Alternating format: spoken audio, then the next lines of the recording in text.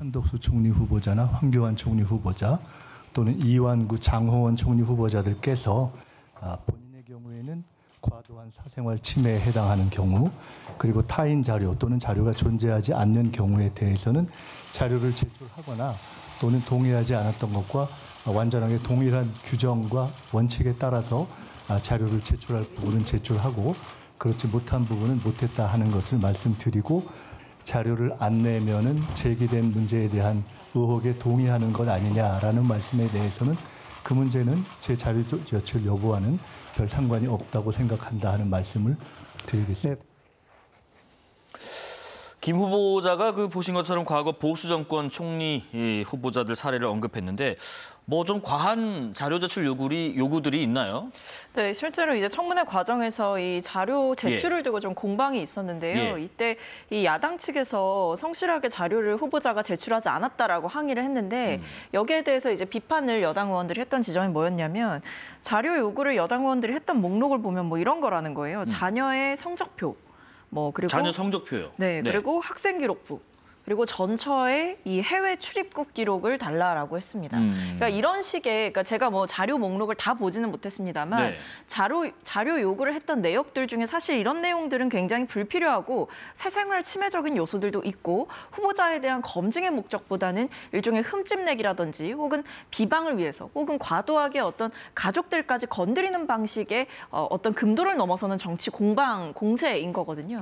그렇기 때문에 이런 것들을 요구해놓고 후보자에게 왜 자료를 내지 않느냐라고 닥달을 하는 것은 저는 이치에 맞지 않는 주장이다라는 생각이 들고 이 부분에 대해서도 여당 의원들께서 분명하게 이 야당 의원들을 향해서 어떤 무리하고 비상식적인 요구가 있었다라고 비판하는 목소리가 거셌습니다. 그래서 저는 이 부분에 대해서 단순히 총리 후보자를 향해서 자료를 내지 않았다라는 식의 프레임을 씌울 것이 아니라 본인들이 과연 정당하게 제출받을 만한 자료들을 요구했는가에 대해서 먼저 짚어봐야 되는 게 순서다라고 생각합니다.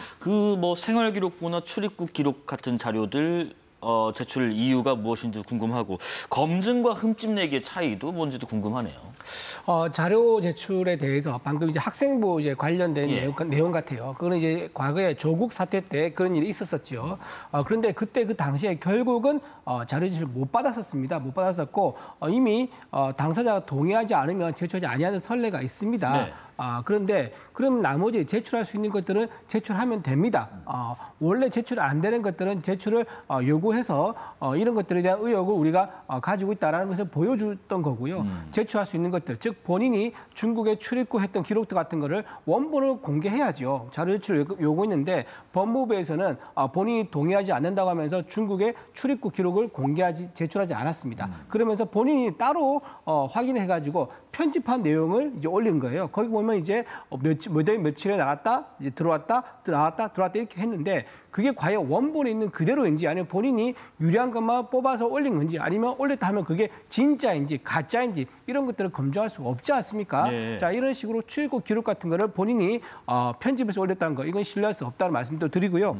또 자녀의 계좌 같은 경우 미성년자인 중학교 자녀 아들이 있었습니다. 아들 있죠. 근데 중학교 시절 그리고 첫째 딸이 이제 취업 준비생이던 시절에 그때 갑자기 2명의 계좌에 1억 5천만 원이 꽂힌 또 기록이 있습니다. 그래서 그럼 그 기록은 어디서 나온 거냐? 그 돈은 어디서 나왔느냐? 이걸 요구했는데 이것도 당사자 동의하지 않아서 제출할 수 없다라고 합니다. 그런데 이 돈이 왜 중요하냐면은 불과 5개월 전에 신고한 내용에는 자녀의 재산이 없다라고 신고했는데 5개월 뒤에 즉 본인이 국회의원 선거에 당선된 이후에 갑자기 1억 5천만 원이 들어와 있는 계좌가 공개됐단 말이에요. 그렇다 그러면 이 1억 5천만 원 누가 제3자가 준 것이냐? 아니면 부모가 갑자기 돈이 생겨서 증여를 한 것이냐? 그럼 증여세 납부 기록을 공개하면 되지 않습니까?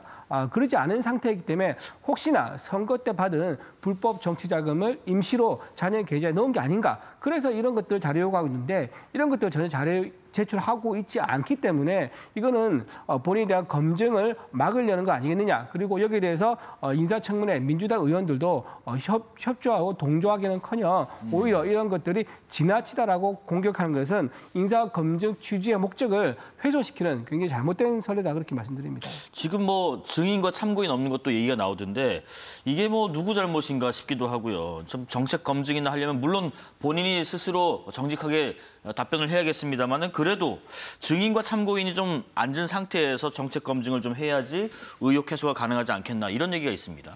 근데 이것도요. 아까 청문회 과정에서 얘기가 상세하게 나왔습니다. 뭐 후보자 입을 통해 나온 것은 아니고 네. 여당의 이제 김현우 의원께서 말씀을 해주신 건데요. 일단 18일에 의결이 안 됐죠. 증인 참고인 명단이. 그렇게 하고 나서 20일에 다시 재협상을 하자 이렇게 된 겁니다. 네. 근데 이 과정 가운데에서 18일에서 20일 사이에 증인을 뭐 넣고 빼고 그러니까 이 야당 측에서 요구하는 명단이 있을 거 아닙니까? 예. 근데 이 명단이 넣고 빠지고 계속 변경되고 혹은 이 협상이 좀 결렬되는 일들이 있었던 거예요. 그래서 최후 협상을 20일 5시에 하기로 했었다라고 하는데 이게 절차상으로 보게 되면 6시가 넘어가게 되면 그러니까 20일 6시가 넘어가게 되면 뭐 청문회 증인이나 참고인으로 부를 수가 없는 시스템이라고 합니다. 네. 그렇기 때문에 그 이전에 충분하게 본인들이 사실은 시간 관리를 했어야 되는 문제가 아닌가라는 생각이 들고 여기에 대해서 어떤 협의가 좀 이루어지지 않았던 이유는 지금 상세하게 말씀해 주신 게 18일에 증인과 참고인 명단을 국민의힘으로부터 이제 또 받았어요. 근데 이때 5명 정도는 민주당이 가능하다라고 얘기를 했다고 합니다. 네네. 이 중에 5명 정도 가능하다. 압축해서. 네, 예. 어느 정도 얘기가 있었고 그 뒤에 협의가 진행이 된 거죠. 근데 되더니 갑자기 19일에 3명을 더 요구했다라고 합니다. 국민의힘 측에서. 그래서 3명을 더 요구하더니 20일에는 갑자기 4명을 기존에 이제 뭐 협의했던 4명을 또 바꾸겠다라고 하면서 3명을 더 추가를 해달라 이렇게 이야기를 했다라는 거예요. 네. 그러니까 이런 여러 가지 공방이 있었고 지금까지 협상해 왔던 증인의 명단과 내역이 어느 정도 확정되어가는 시점에 갑자기 국민의힘이 그것을 다 갈아엎고 새롭게 3명을 추가해달라라고 협상 시한이 다 되어서 이야기를 하니 이것은 들어주기가 어렵다라는 이야기를 하게 된 겁니다. 네. 그래서 종국에는 어떤 얘기까지 나왔다고 하냐면 이게 여야 간의 증인과 참고인의 협의가 되지 않았다라고 하면 위원장께서 그 표결로 증인과 참고인을 채택할 수 있는 권한이 있다라고 하는데 이 부분에 대해서 이종배 위원장께서 그러한 전례가 없기 때문에 그렇게 하지 않겠다라고 하셨고 그 부분을 민주당이 존중하는 방향으로 돼서 결과적으로 보면 저는 국민의힘이 중간에서 왔다 갔다 하면서 말을 바꾸고 혹은 협의했던 내용들을 뒤집으면서 시간 관리에 실패한 본인들의 책임이 가장 크지 않은가라는 생각이 듭니다. 지금 그 5명 압축하는 그 과정에서 뭐 김민석 후보자의 전처 빼고 뭐 이렇게 제외를 한 상태에서 5명으로 추려졌는데 지금 말씀 들어보니까 바꿔달라, 이 새로 넣자 뭐 이런 과정들이 있었고 옥신각신하다가 결국에는 증인 동의가 안 되면서 증인 없이 이 청문회가 좀 진행 중인데 제대로 된 의혹을 해소를 위해서는 좀 필요하지 않을까 싶기도 해요.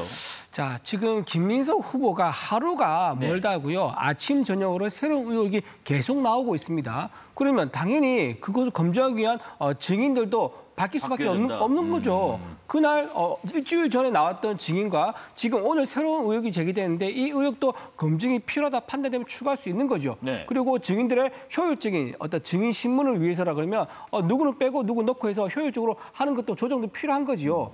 이재명 대통령의 부인인 김혜경 여사가 뭐라고 그랬습니까? 검증에 있어서는 성역이 없다라고 본인 스스로가 얘기했었습니다. 민주당에서 뽑은 대통령의 부인이 성역이 없다고 얘기하는데 성역을 만들면서 누구는 되고 누구는 안 된다? 그러면서 시간 조정을 못했다? 아니 그러면 의혹을 그렇게 많이 만들면 안 되죠. 지금 하루가 멀다 의혹이 이렇게 많이 나오는데 제가 보기에는 애당초 처음부터 이제 증인 협상할 의지가 없었다 이렇게 보이고요.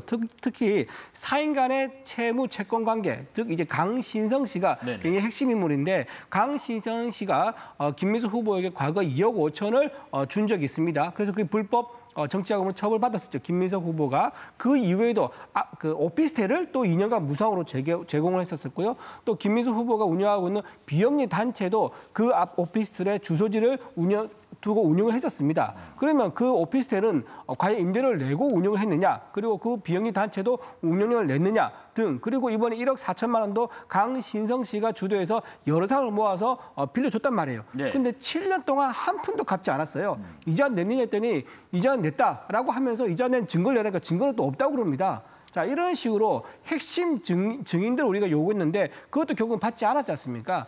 제가 보기엔 처음부터 민주당에서는 증인이 없는 인사청문회를 의도한 게 아니었는가 그렇게 생각합니다. 예. 저는 근데 그렇게 생각하지 않는 게 분명히 말씀드리는 게 지금 18일에 이 국민의힘에서 낸 증인 참고인 명단을 검토해서 5명 정도는 가능하다라고 합의를 봤다라는 거잖아요. 그럼 그 안에서 진행했으면 될 일인데 이것을 무리하게 갑자기 아예 새로운 증인들을 추가하거나 갑자기 기존에 협의됐던 내용들을 다 빼버리고 새롭게 누군가를 추가해달라고 하는 이런 방식이 여야 간의 합의가 어렵다라는 것은 모두 다 아실 것이라고 생각을 합니다. 그러니까 이 문제는 저는 크게 두 가지라고 보는데 일단 민주당은 증인 참고인 부를 생각이 있었어요. 그러니까 합의를 해줬겠죠. 근데 그 합의를 해주는 과정에서 국민의힘에서 무리하게 전철을 청문회에 부르니 마니를 두고 옥신각신을 하다가 저는 국민의힘 측에서 판단 미스가 있었다라는 생각이 들고 그것 때문에 시간이 어느 정도 흐른 측면이 있고요. 그 외에도 추가적으로 누군가를 무리하게 넣고 빼고 하는 주장들을 하다 보니 애초에 본전도 못 찾는 방향으로 간 게 아닌가라는 생각이 듭니다. 예. 그래서 이것을 마치 민주당이나 총리 후보자가 비협조적으로 나왔기 때문에 증인과 참고인을 부르지 못했다라는 것은 저는 좀 비겁한 변명이다라는 생각이 들고 애초에 정말 증인과 청문회를 불러서 세밀한 검증을 하고 싶었다라고 한다면 국민의힘 측에서도 일 처리를 할 때에 이 마지노선 그러니까 20일 6시가 넘어가면 부르기가 어렵다라는 것을 분명히 인지하고 있었을 것이기 때문에 이 시안을 고려하면서 협상을 진행하고 좀 더 전략적으로 임해야 됐을 문제가 아닌가라는 생각이 듭니다. 자, 공정한 이제 발언 기회를 주실 거라 믿습니다. 네. 자, 파도 돈 의혹이 나오는 파파돈 김민석 후보라고 저는 이제 그렇게 얘기를 하고 있는데요. 그러면요, 의혹이 이렇게 많이 나오면 안 되죠. 의혹이 적은, 의혹이 처음부터 없는 그런 후보를 내세웠으면 이런 문제가 없었을 겁니다. 우리가 증인을 처음에 협의했을 때는 이 정도면 충분하다고 했었는데 협의하고 나서 새로운 의혹이 또 나오는 거예요. 그러니까 추가적인 증인이 필요하죠. 그런데 그런 증인을 부르지 말라? 그거는 김민석 후보가 말하는 거 그냥 그거를 신빙성을 따지지 말고 증빙 서류가 없더라도 그냥 그 사람의 말을 그냥 믿고 넘어가자. 그 얘기밖에 안 되는 거예요. 그렇다 그러면 그 사람 말만 믿고 인사청문회를 한다 그러면 인사청문을 왜 하는 거죠? 그 사람이 거짓말을 하는지 진실을 말하는지 국민이 알 수가 없지 않습니까? 이런 선례를 남기는 것은 굉장히 유감이다 말씀드립니다. 자, 그러면